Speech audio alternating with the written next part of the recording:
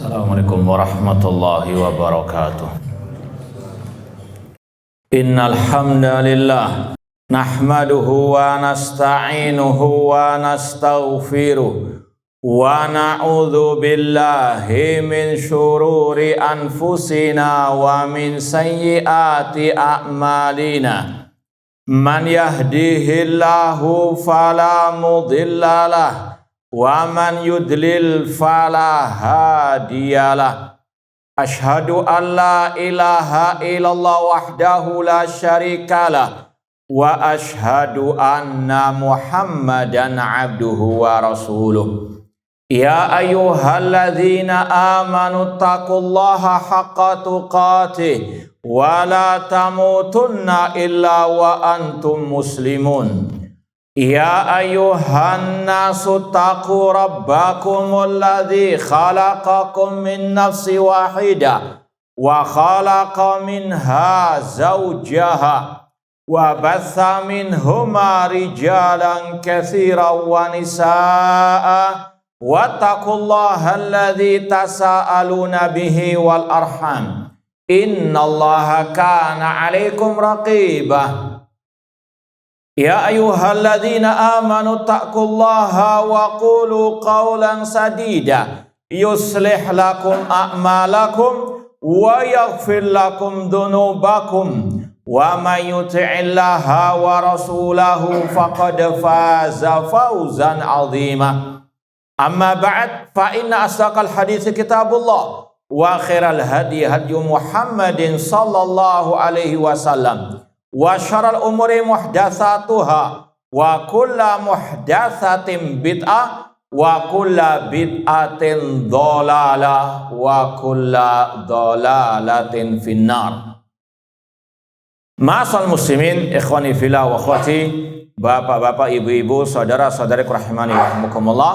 Alhamdulillah, segala puji bagi Allah Subhanahu wa taala yang mempertemukan kita kembali dalam kajian kitab Mu'taqad Ahli Sunnati wal Jamaah atau Ijma' Salafil I'tiqad oleh Al-Imam Harb Al-Kirmani rahimahullahu ta'ala. Semoga Allah Subhanahu wa ta'ala senantiasa memberikan kepada kita keistiqomahan dalam belajar akidah salaf dan berpegang teguh dengannya sampai akhir hayat kita nanti.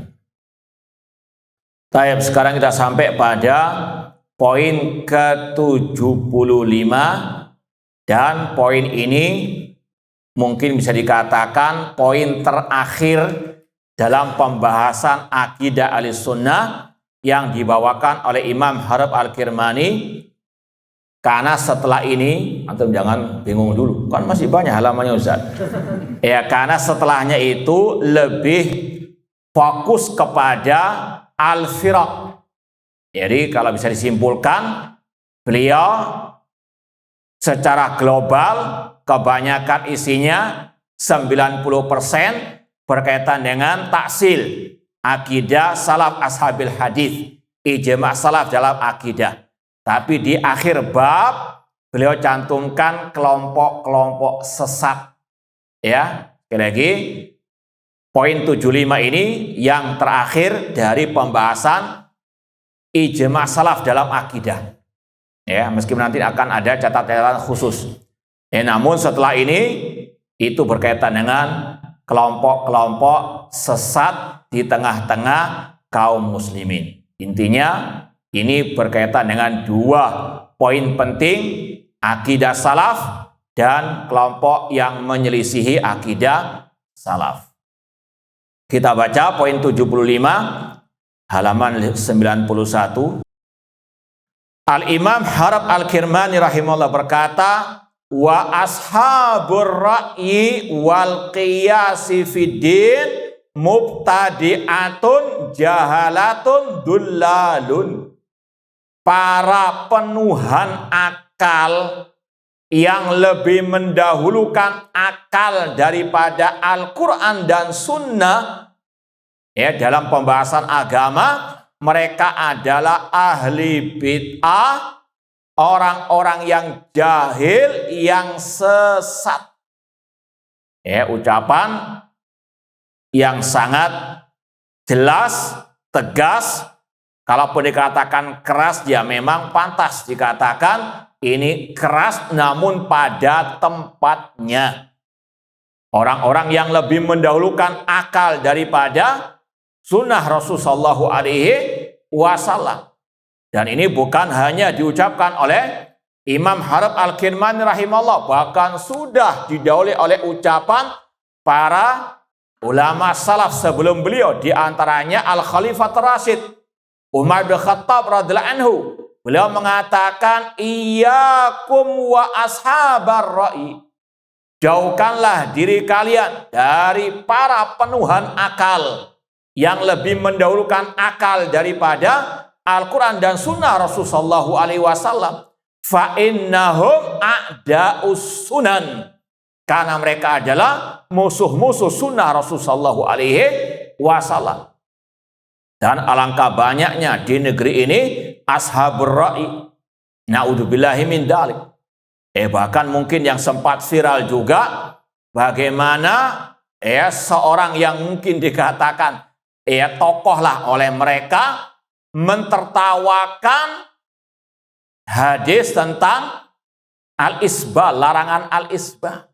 Masa hanya gara-gara kain menutupi mata kaki masuk neraka? Nggak masuk akal. Terang-terangan mengatakan nggak masuk akal. Padahal hadisnya dalam Sahih Bukhari. Rasul mengatakan, ma asfala minal ka'baini minal izar fa finnar. Apa yang menutupi kedua mata kaki dari sarung atau dari kain celana, tempatnya neraka. Ditertawakan oleh sang oknum tersebut dengan terang mengatakan nggak masuk akal. Ini sekali lagi yang dikatakan oleh Al-Khalifah Rasyid Umar bin Khattab radhiyallahu anhu. Hati-hati dari para penuhan akal yang lebih mendahulukan akal daripada sunnah Rasulullah SAW. Rasul terang-terangan mengatakan yang menutupi mata kaki dari kain celana sarung neraka tempat. Sekali lagi, kata sang oknum secara akalnya dia ini nggak masuk. Na'udzubillahi min dzalik. Apalagi kalau kita contohkan yang lain, banyak sekali.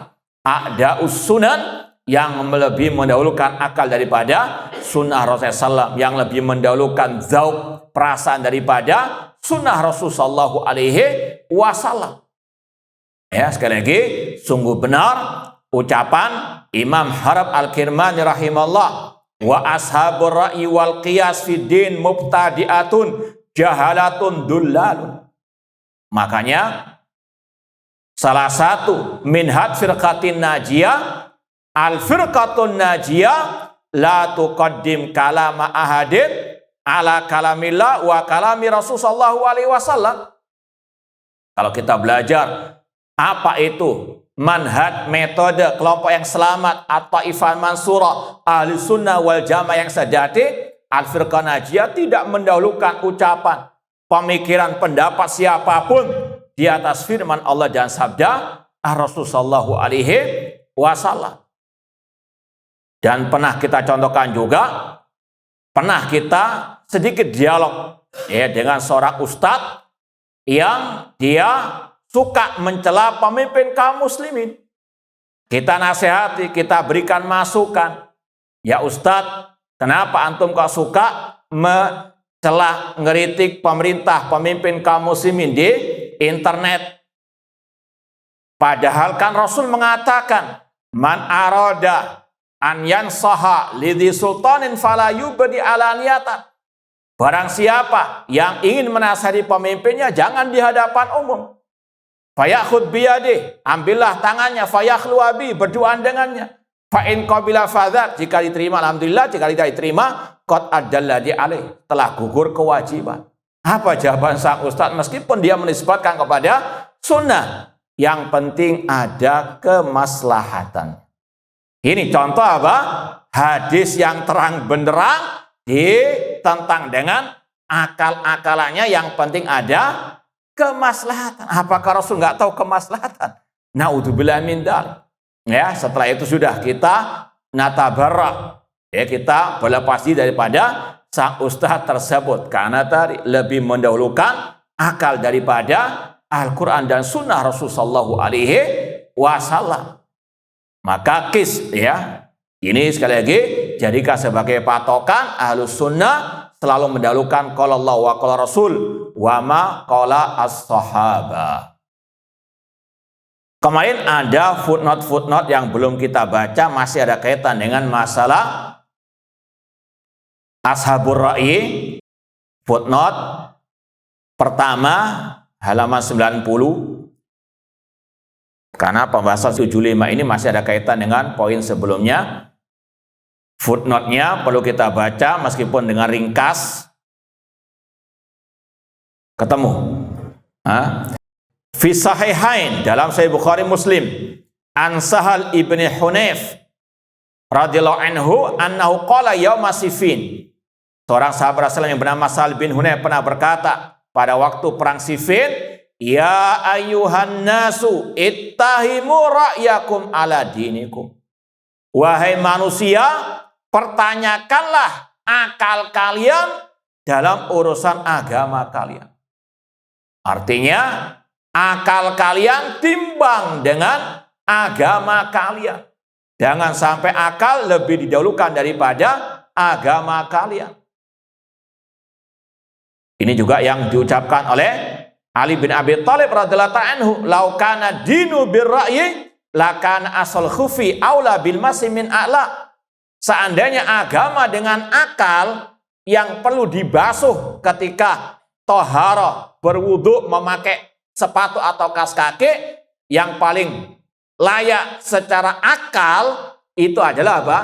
Yang bawah. Itu yang paling banyak kotornya karena menempel di tanah, di lantai. Tapi agama bukan dengan akal, agama dengan qala Allah wa qala Rasul, dan Rasul mencontohkan yang dibasuh atasnya sepatu bukan bawahnya. Dalam urusan agama pertanyakan, akal jangan dijadikan patokan, akal ditimbang dengan qala Allah wa qala Rasul sallallahu alaihi wasallam. Dan Al-Imam Syafi'i rahimahullah mengatakan, innalil uqul hududan tantahi ilaih. Akal ada batasan yang dia berhenti padanya. Tidak bisa dijadikan tolak ukur segala-galanya. Kemudian kita lanjut ucapan Imam Al-Barbahari. Wa qala Al-Barbahari, Imam Barbahari rahimahullah pernah berkata, wa'lam rahimakallah anna man qala fi dinillah bi ra'yihi wa qiyasihi wa ta'wilihi min ghairi hujjatin minas sunnah wal jamaah faqad qala 'ala Allahi ma la ya'lam. Ketahuilah, semoga Allah merahmatimu, barang siapa yang mengatakan dalam urusan agama Allah dengan akalnya semata dan takwilnya semata tanpa hujjah dari sunnah, dari ijma' salaf, maka dia berkata tentang Allah tanpa al-ilmu. Di sini ada poin penting yang ini sudah kita sampaikan pada kesempatan yang lalu, dan ini untuk membantah tuduhan dusta ahlul bid'ah yang nyinyiri salafiyin, katanya nggak pakai akal, tapi kok dalilnya Al-Quran, Sunnah, dan apa? Sekali lagi, ini kegagalan paham mereka. Kita menolak akal yang tidak sesuai dengan Al-Quran dan As-Sunnah. Tadi sudah jelas hadisnya, yang menutupi mata kaki di neraka tidak, katanya masuk akal. Ini akal yang harus ditolak karena terang-terangan menolak hadis Rasulullah SAW dalam Sahih Bukhari. Adapun yang dipakai oleh Ahlus Sunnah, kalau tadi ada hujjah dari As-Sunnah. Makanya ulama mengatakan dalilnya Al-Quran, hadis, dan al-akal, an-naql wal akal. Karena kaidah Ahlussunnah, akal yang sehat nggak mungkin bertentangan dengan nas yang sahih, yang sharih. Ini sekali lagi yang wajib dipahami. Kalau ada akal yang bertentangan dengan Al-Quran dan Sunnah, akalnya yang memang nggak sehat, nggak waras. Adapun akal yang waras, akal yang sehat, pasti sesuai dengan qala Allah wa qala Rasul sallallahu alaihi wasallam. Ini yang dipakai. Sekali lagi, ini yang wajib dipahami oleh setiap yang mengaku sebagai ahlu sunnah wal jamaah. Sudah kita sampaikan, ahlu sunnah pertengahan dalam segala hal, di antaranya dalam masalah akal. Kita nggak menanggalkan akal 100%, tidak pula melebih-lebihkan dari kedudukannya. Menempatkan akal pada apa? Pada tempatnya. Kemudian Syahrastani berkata, awalu syubhatin waqa'at fil khaliqah syubhatu iblis la'anahullah. Syubhat pertama yang terjadi pada makhluk ya ciptaan Allah adalah syubhatnya iblis laknatullah alaih. Sekali lagi, yang pertama kali membuat syubhat itu iblis. Wa masdaruha istibdadu birra'i fi muqabalatin nas. Apa sumber iblis membuat syubhat? Itu istibdadur ra'i, menuhankan akal, mempertentangkan akal dengan nas. Nanti akan ada penjelasan lebih lanjut. Apa maksud beliau ini? Wakhtiyaru al-hawa fi mu'aradatil amr, lebih mendahulukan hawa nafsu daripada perintah Allah. Wastikbaru bin madah allati khuliqa minha wahyan nar, kesombongan dia dengan bahan penciptaannya, yaitu api yang Allah ciptakan iblis darinya. Ini sebagaimana dalam surat Shad, Allah mengatakan, ya iblisu ma mana'aka an tasjuda lima khalaqtu biyadayya. Wahai iblis, apa yang mencegahmu untuk sujud kepada Adam yang aku ciptakan dengan kedua tanganku? Di antara jawaban iblis, ya, khalaqtani min narin wa khalaqtahu min tin. Ya Allah, engkau ciptakan aku dari api, sedangkan Adam engkau ciptakan dari tanah. Ini inti pembahasan tadi. Iblis kenapa nggak mau sujud kepada Adam? Karena sesuai dengan logikanya iblis, dia lebih mulia daripada Adam. Kenapa kok malah Adam yang dimuliakan? Kenapa kok dia yang disuruh sujud kepada Adam? Paham ya? Ini yang dikatakan awal yang menjadikan ya akal sebagai penentang perintah atau nas dari firman Allah adalah iblis. Awalu man qasa qiyasan fasidan huwa iblis, kata para ulama. Makhluk pertama yang menjadikan akal lebih utama daripada nas yang mengkiaskan dengan kias yang rusak adalah iblis. Paham dong? Ini yang dikatakan oleh Syahrastani tadi. Kemudian kata pentahqiq, walidza qala ba'du ahlil ilmi, oleh karena itulah sebagian ulama mengatakan inna awwala man istakmalal qiyasal fasida iblis. Orang atau makhluk pertama yang menggunakan kias yang rusak adalah iblis.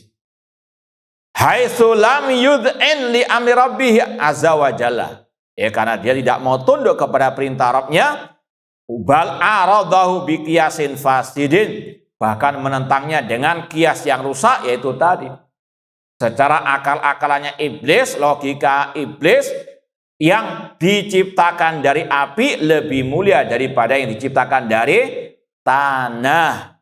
Maka dia yang seharusnya dimuliakan dibandingkan Adam. Ya, sekali lagi, ini yang dikatakan oleh para ulama, iblis pelopor penuhan akal. Kemudian kata Imam Ibnu Abil Izzi Al-Hanafi rahimahullah, kullu man qala bi ra'yihi au dzauqihi au siyasatihi ma'a wujudin nas au aradun nas bil ma'qul faqad doha iblis. Setiap orang yang lebih mendahulukan akalnya atau perasaannya atau siasatnya dibandingkan nas ayat atau hadis yang sahih, atau mempertentangkan, menentang nas dengan akalnya, maka dia menyerupai iblis. Ini lemah lembut enggak ucapannya ini? Lembut banget. Paham?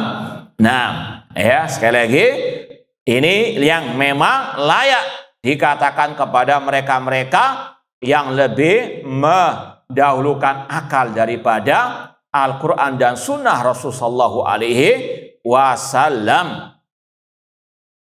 Taib ma'asal muslimin ikhwani fillah wa akhwat rahimani warahmatullah. Dan ini sekali lagi yang juga ditekankan oleh Imam Harab Al-Kirmani, para penuhan akal yang lebih mendahulukan akal daripada Al-Quran dan Sunnah Rasulullah, mereka ahlil bid'ah. Seperti dalam pembahasan tauhid asma wa sifat. Allah mengatakan Ar-Rahman 'alal arsy istawa dalam 7 ayat. Aamintum man fis sama. Mereka mengatakan secara logika enggak masuk akal. Bagaimana Allah dikatakan tinggi di atas arsy? Kalau Allah tinggi di atas arsy, nanti Allah butuh kepada arsy atau arsy-nya lebih besar. Ini lebih mendahulukan akal daripada nas ayat ataupun hadis dan juga ijma' salaf. Ini yang diucapkan oleh Imam Ibnu Abil Is Al-Hanafi, faqad doha iblis, menyerupai iblis, tidak mau tunduk kepada kabar berita yang dikabarkan oleh Allah tentang sifat-sifatnya. Kemudian kata beliau, illa an yakuna fi dzalika athar. Ini yang juga mirip dengan ucapan Imam Al-Barbahari tadi. Kita boleh pakai akal kalau sesuai dengan athar. Sesuai dengan apa? Sunnah Rasulullah SAW. Seperti yang sudah kita sampaikan juga dalam pembahasan tauhid asma wa sifat tadi. Ahlussunnah sepakat mengatakan sesuai dengan ayat hadis Allah fis sama. Ijma' salaf mengatakan kunna wa tabi'una mutawafirun naqul anallaha fis sama. Kata Imam Al-Auza'i, kami dan para tabi sepakat mengatakan Allah di atas langit. Ini dalil ayat, hadis, dan ijma' salaf. Kata ulama, tambah dalil akal. Tentang Allah fis sama. Seperti yang diungkapkan oleh Imam Abu Hanifah. Wallahu yud'a min a'la la min asfal. Li'annal asfal laisa min wasfir rububiyah walal uluhiyati fi syai'. Kita berdoa kepada Allah dan Allah ada di atas.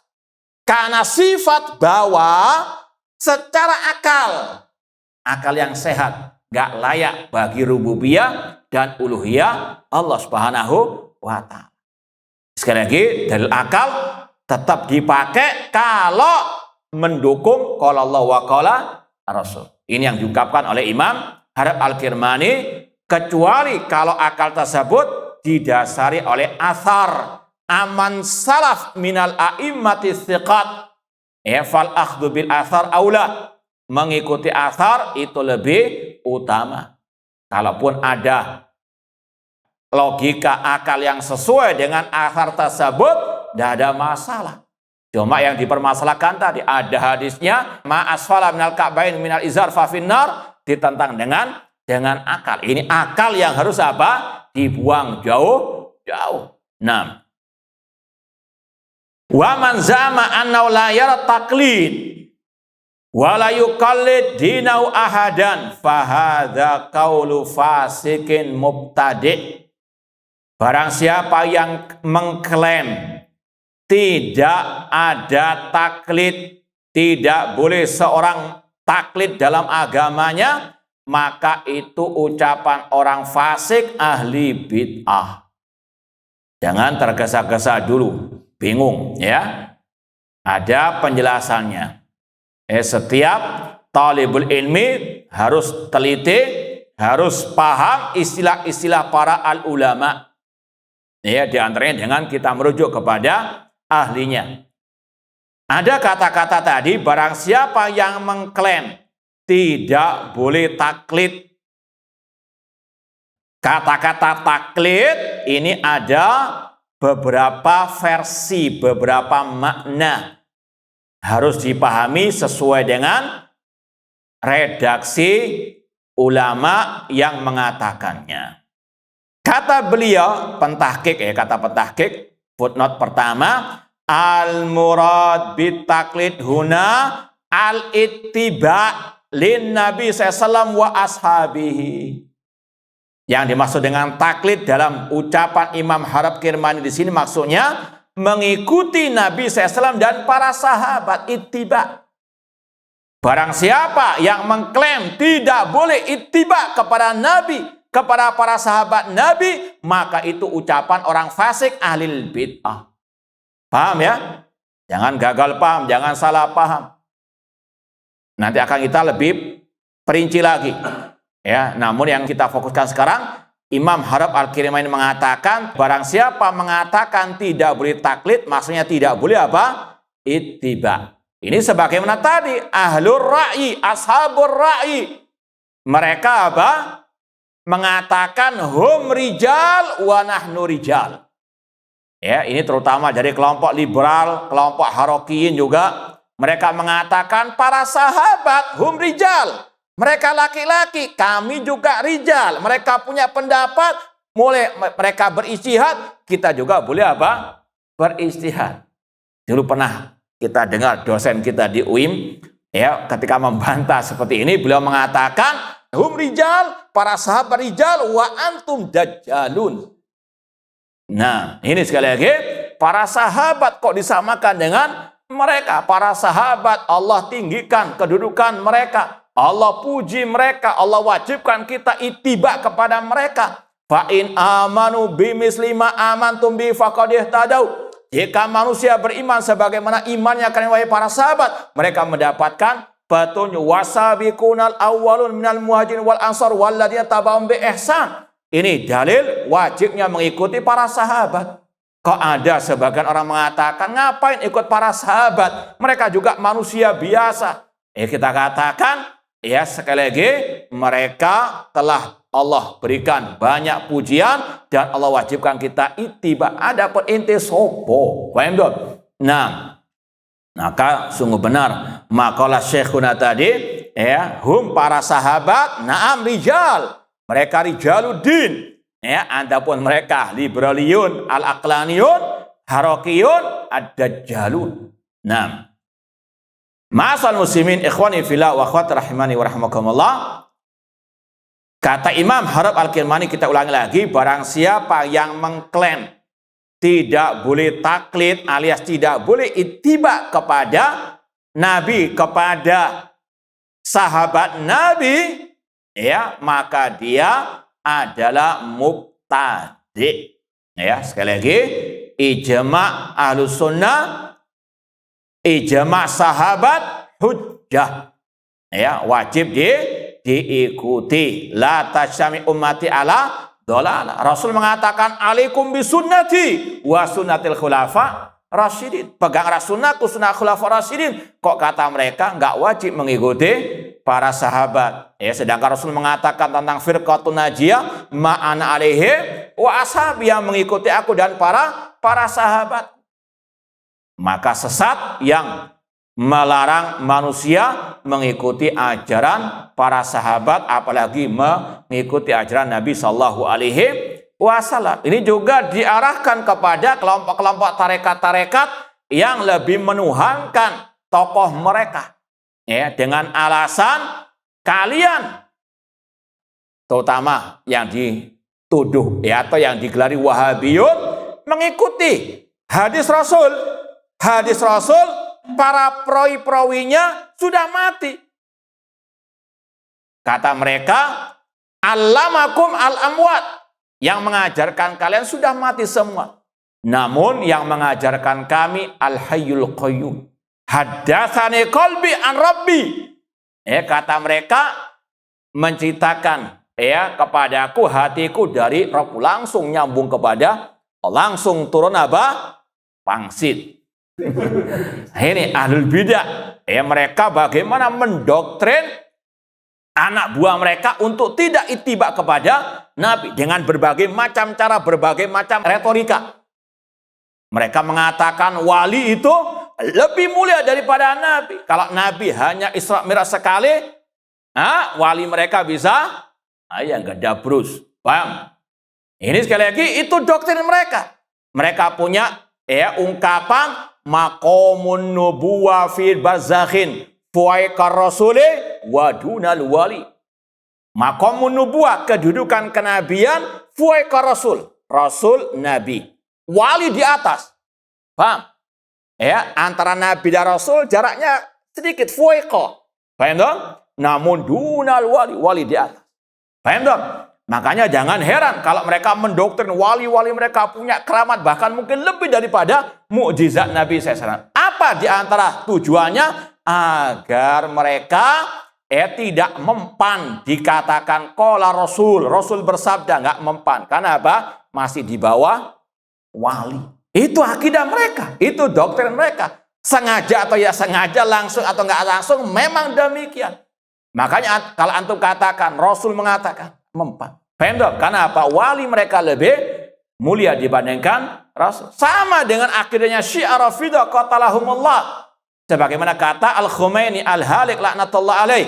Dia mengatakan wa min darurati madhabina anna li a'immatina maqaman la yablughu malakun muqarrabun wala nabiyyun mursalun. Di antara akidah kami Syiah Rafidah, kami punya imam-imam yang kedudukannya tidak mungkin digapai oleh malaikat yang dekat dengan Allah atau oleh Rasul yang diutus oleh Allah. Imam mereka lebih mulia daripada Nabi. Makanya sekali lagi, ini di antara cara-cara mereka untuk mengingkari hadis-hadis Rasul sallallahu alaihi wasallam. Makanya kata beliau, barang siapa yang mengklaim tidak boleh taklid ittiba kepada Nabi, maka apa? Itu qaulu fasikin mubtadi', ucapan orang fasik ahlil bid'ah. Di antara juga retorikanya, kalian tuh nggak mungkin paham dengan qala Allah, qala Rasul. Kalian itu siapa? Bukan Imam Syafi'i. Nggak usah ikut-ikut apa? Qala Allah, qala Rasul, ikut apa kata kiai sudah. Kiai yang paling paham. Kiai nyuruh untuk masuk ke jurang, ikut sudah sami'na. Nah, itu maksud daripada apa? Mereka. Maka apa? Nggak ada kata-kata qala Allah wa qala Rasul itu agar anak buahnya nggangge saja. Bahkan ada ungkapan dari mereka, man qala li syekhihi lima la yuflih. Barang siapa mengatakan kepada gurunya, wahai syekh, apa dalil Anda mengatakan demikian? Enggak beruntung Anda selama-lamanya. Kualat. Paham? Enggak boleh protes. Apa kata kiai, ustadz, habib, wali, fulan? Harus sami'na. Kalau memprotes, tanya dalilnya, kualat. Naudzubillahi min dzalik. Ini sekali lagi untuk menjauhkan umat dari qala Allah wa qala Rasul dan agar umat mudah dibujui, dibohongi, disesatkan. Du'atun ala abwabi jahannam. Naudzubillahi min dzalik. Kama qala al-Barbahari, Imam Barbahari berkata dalam kitab Syarh Sunnah, intinya kata-kata taklid itu harus dipahami sesuai dengan redaksinya. Imam Barbahari berkata, ad-din innama huwa bitaklid. Agama itu dengan taklid. Tapi jangan dipotong sampai di sini. Kata beliau, wa taklid li ashabi Muhammadin. Taklid kepada para sahabat Nabi SAW alias ittiba. Kalau mau diperinci lagi, ini juga dibahas oleh Imam Ibnu Qayyim rahimahullah dalam kitab beliau I'lamil Muwaqqi'in. Beliau mengatakan atau menukil ucapan sebagian ulama, bedanya ittiba dengan taklid. Kalau ittiba ini kurang lebihnya al-akhdhu biqaulil ghair bidalili au bihujjatihi. Mengikuti ucapan orang lain, ucapan alim, ucapan seorang ustadz dengan dalilnya. Adapun at-taklid al-akhdhu biqaulil ghair bila hujjah. Mengikuti ucapan orang lain tanpa hujjah. Ustadznya, syekhnya cuma asbun, nggangge aja sudah. Sami'na wa ta'na sudah. Adapun ittiba itu mengikuti ucapan alim karena apa? ad-dalil. Namun sekali lagi kata-kata taklid oleh Imam Barbahari, oleh Imam Harib Kirmani maksudnya adalah apa? Ittiba. Karena beliau juga melanjutkan dengan ungkapan at-taklid kepada para sahabat Nabi Shallallahu Alaihi Wasallam. Dalam ungkapan yang lain, Imam Barbahari berkata, wa idza aratal istiqamah 'alal haqqi wa tariqa ahli sunnati qablaka fahdharil kalam wa ashabal kalam wal jidal wal mira wal qiyas wal munadhara fid din.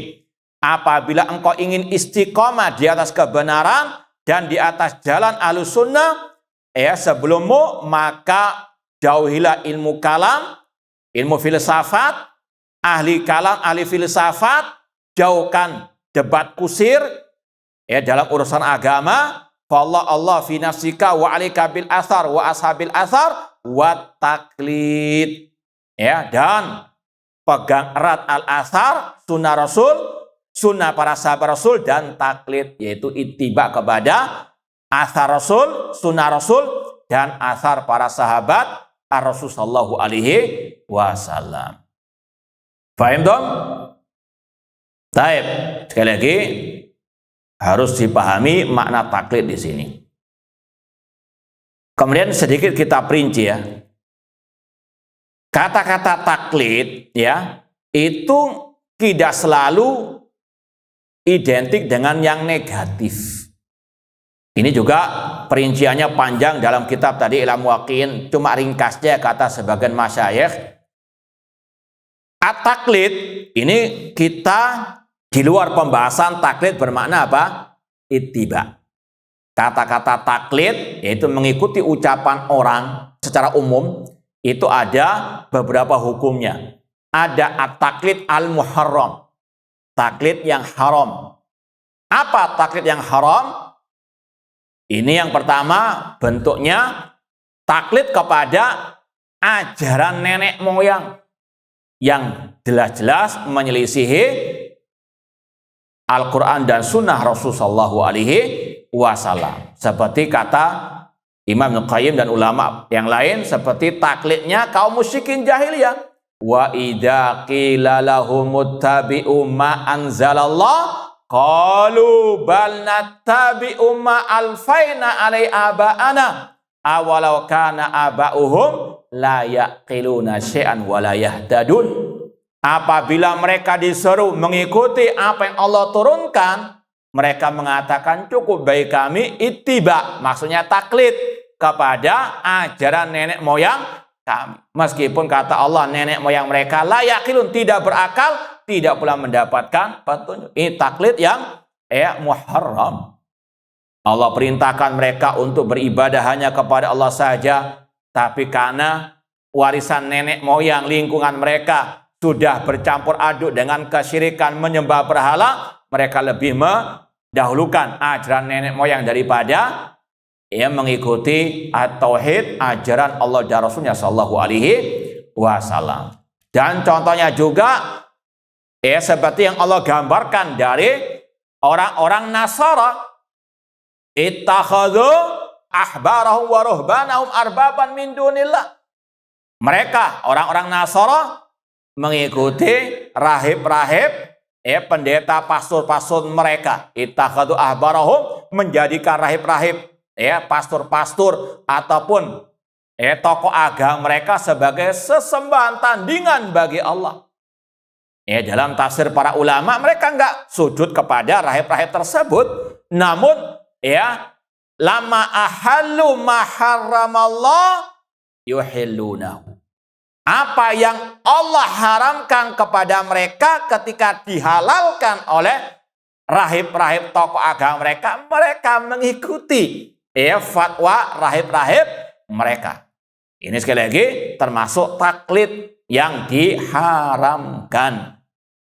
Mengharamkan apa yang dihalalkan oleh Allah, menghalalkan apa yang diharamkan Allah, mereka pun taklid. Nah, kemudian di antara taklid yang diharamkan kata para ulama, yaitu taklid fi mu'aradatin nas, taklid yang jelas-jelas menentang Al-Quran dan Sunnah Rasul Sallallahu Alaihi Wasallam. Meskipun Contoh satu yang kedua ini mirip-mirip. Seperti tadi, ya, misalnya jelas Rasul mengharamkan mencaci maki pemimpin, mengkritik pemimpin di hadapan umum. Ketika ada ustadz membolehkan, pengikutnya ikut ustadznya. Hadisnya apa? Nah, ditinggalkan. Na'udzubillahi min dzalik. Insyaallah kita lanjutkan ba'dal adzan. Wallahu taala. Baik, ma'asal muslimin ikhwani fillah wa akhwat rahimani wa rahimakumullah. Di antara taklid yang diharamkan juga kata para ulama, yaitu taklid kepada orang yang jahil. Ya, kalau istilah para ulama, a'ma yakudul a'ma. Orang buta menuntun orang buta. Apa akibatnya? Dua-duanya menjebur got bareng-bareng. Paham? Nah itu. Manusia, ini yang kita katakan tadi, akal kadang tadi digunakan pada tempatnya. Sudah tahu orangnya ini jahil. Ya, ceramah-ceramahnya hanya apa? Yang gedabrus. Hanya sekedar pamer, katanya bisa ngomong sama yang di kebun binatang, bahkan naudzubillahi min dzalik. Orang yang waras tahu ini nggak beres, ini gedabrus kalau orang kita ya. Ya, omdo saja. Kok diikuti? Ini yang taklid apa? Orang buta ikut orang apa? Buta. Nyebur apa? Kali barang-barang. Na'udzubillahi min dzalik. Kemudian ada pula taklid yang hukumnya ini dibolehkan, bahkan dikategorikan wajib atas sebagian orang. Itu taklid dalam artian orang awam tanya kepada ahli dzikri jika tidak tahu permasalahan agama. Fas'alu ahla dzikri in kuntum la ta'lamun. Bertanyalah kepada ahli dzikri, bukan bertanya kepada orang yang jahil, namun kepada para ulama. Ini juga disebut dengan istilah taklid oleh sebagian para ulama. Taklid al-ami kepada al-alim. Dalam artian tadi, bertanya. Ini wajib. Paham dong? Sekali lagi, pahami makna taklid sesuai dengan konteksnya. Kalau konteks ini, Allah memerintahkan orang awam bertanya kepada ahli dzikri. Paham dong? Jadi sekali lagi, harus ada at-tafsil. Ya, jangan digebiak-uyah. Kita lanjutkan ucapan Imam Harab Al-Kirmani. Barang siapa yang mengklaim tidak boleh taklid alias ittiba kepada Rasul dan ittiba kepada para sahabat Nabi, dan tidak boleh taklid dalam urusan agama kepada siapapun, itu ucapan orang fasik alil bid'ah. Aduwin lillah wali rasuli sallallahu wali dini wali kitabi wali sunnati nabi sallallahu. Dia musuh Allah, musuh Rasulnya, musuh agamanya, musuh Al-Quran, musuh sunnah Rasul sallallahu alaihi wasallam. Tadi tujuannya bebas berpendapat. Gak usah pakai qala Allah wa qala apa? Ar-Rasul. Ini sekali lagi al-aqlaniyun demikian. Yang penting pakai akal. Bahkan sudah pernah kita sampaikan, tokoh mereka mengatakan dalil sumber hukum Islam yang pertama itu akal, bukan Al-Quran dan Sunnah. Naudzubillah min dzalik. Itu tujuannya itu apa? Tadi membodoh-bodohi umat. Sehingga apa? Enggak mempan sampaikan qala Allah, qala Rasul. Akal yang utama kata mereka. Makanya kata Imam Harab Al-Kirmani, mereka ini musuh Allah, musuh Rasulnya, musuh agamanya, musuh Al-Quran dan Sunnah Rasul sallallahu alaihi wasallam. Innama yuridu bidzalik ibtalal athar. Tujuan utamanya membatalkan asar sunnah Rasul sallallahu alaihi wasallam. Wa ta'tilal ilmi, menafikan ilmu. Kenapa demikian? Gak usah repot-repot antum belajar Sahih Bukhari. Gak usah repot-repot belajar qala Allah, qala Rasul, qala sahabat. Pakai apa? Paham dong? Itu ya, laqad shadaqah Al-Imam Harab Al-Kirmani. Tujuan mereka ta'tilul ilmi.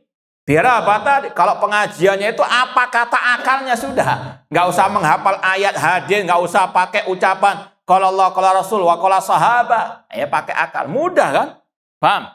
Nah, ini sekali lagi yang dikatakan oleh Imam Harab Kirmani, waqi' laisa lahu min dafi' wa itfa' sunnah, dan memadamkan sunnah Rasulullah sallallahu alaihi wasallam, wa tafarrud birra'i, ini ujung-ujungnya agar mereka bisa bebas dengan akalnya, tidak dihalangi oleh qala Allah wa qala Rasul sallallahu alaihi wasallam, wal kalam wal bid'ah wal khilaf, agar mereka bisa bersendirian dengan akalnya, ilmu kalamnya, kebid'ahannya, dan untuk menyelisih qala Allah wa qala Rasul sallallahu alaihi wasallam.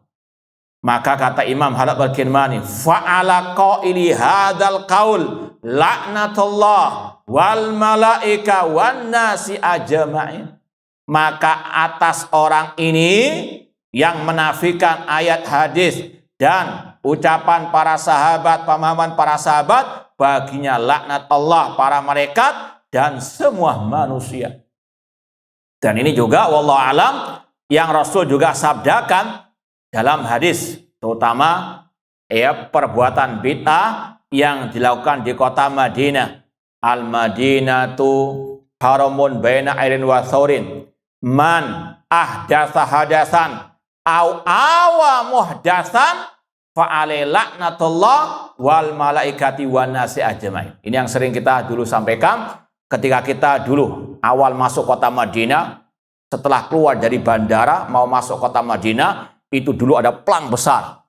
Ada hadis Rasul disampaikan dalam Sahih Muslim, kota Madinah, kota haram, kota suci, antara gunung namanya Air dan Thaur. Barang siapa yang berbuat bid'ah atau membela kebid'ahan, baginya laknat Allah, laknat para malaikat, dan semua manusia. Wallahu alam. Imam Harab al-Kirmani barangkali menukil dari ucapan Rasulullah SAW tersebut, ancaman bagi pelaku bid'ah dan yang membela kebid'ahan.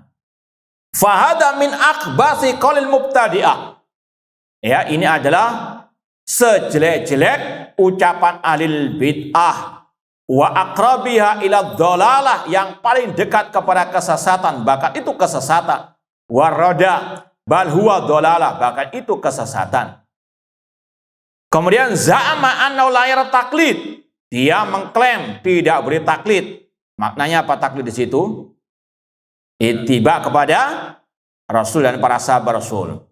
Wa qad qallada dinahu Aba Hanifata. Ini antum kasih tanda, antum kasih catatan, hadhihi zallatu Al-Imam Harab al-Kirmani.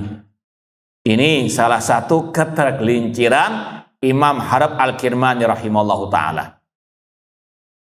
Kata beliau, sedangkan dia taklid dalam agamanya kepada Imam Abu Hanifah, wa Bishr al-Marisi, dan kepada Bishr al-Marisi. Ini baina sama wa sumur bor.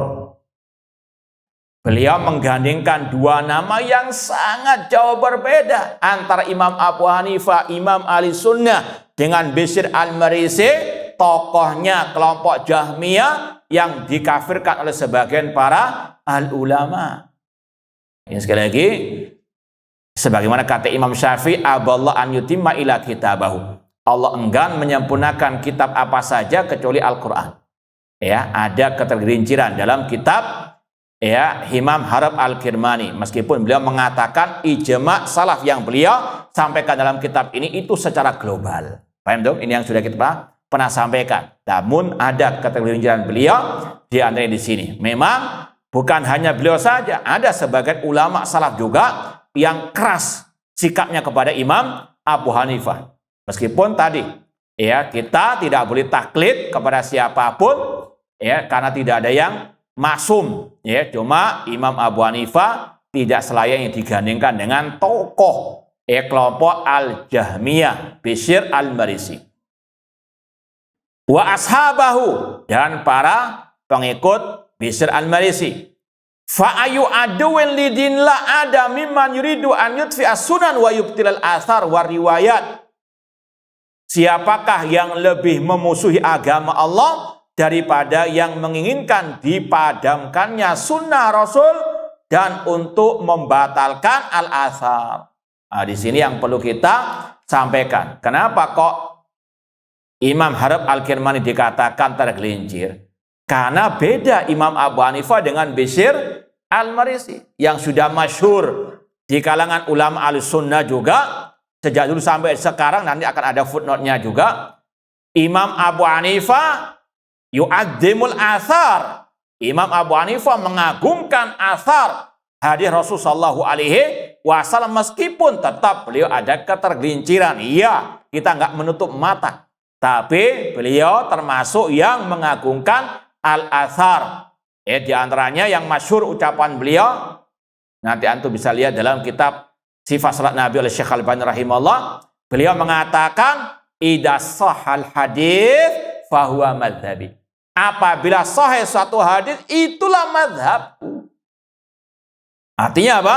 Beliau yu'adzimu al-athar, al-hadis. Cuma mungkin dalam beberapa prakteknya ada ketergelinciran beliau. Dan itu pun kata para ulama, apa kita tambah sedikit? Boleh. Ada udzur.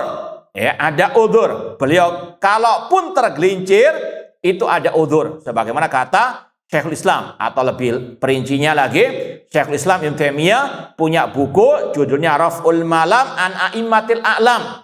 Diangkatnya celaan daripada ulama-ulama Ahlussunnah, di antaranya imam 4 mazhab, di antaranya Abu Hanifah. Kenapa? Terkadang beliau dalam fatwanya, ijtihadnya tidak sesuai dengan hadis Rasul. Contoh misalnya yang sering disampaikan oleh para ulama, fatwa dari mazhab Hanafi boleh menikah tanpa wali perempuan. Sedangkan hadisnya mengatakan la nikah illa biwali. Kata para ulama di antara Syekhul Islam. Sebenarnya mau kita bacakan, cuma agak panjang. Ringkasnya insyaallah pertemuan akan datang kita lebih perinci lagi. Kata Syekhul Islam Taimiyah rahimahullah, tidak ada satu ulama Ahlussunnah yata'ammad mukhalafatal hadis. Enggak ada satupun ulama Ahlussunnah yang sengaja menabrak hadis. Cuma kenapa mereka fatwanya kok tidak sesuai dengan hadis? Banyak alasan, udzur mereka. Terkadang hadis itu nggak sampai kepada mereka. Zaman dulu nggak sama dengan apa? Sekarang antum klik satu hadis muncul berapa riwayat. Dulu apa? Perjalanan 1 bulan hanya untuk satu. Itu kalau ketemu. Itu alasan yang kedua, bisa jadi hadis itu sampai kepada sang imam tapi lewat perawi yang dhaif. Ulama yang lain sampai kepada mereka hadis tersebut lewat perawi yang apa? Sahih. Intinya demikian. Paham?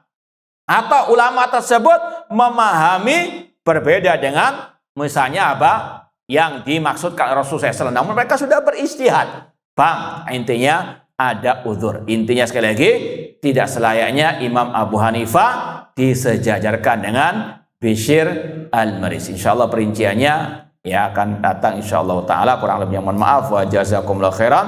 Aqulu qouli hadza wa akhiru da'wana anil hamdulillahirabbil alamin. Wassalamualaikum warahmatullahi wabarakatuh.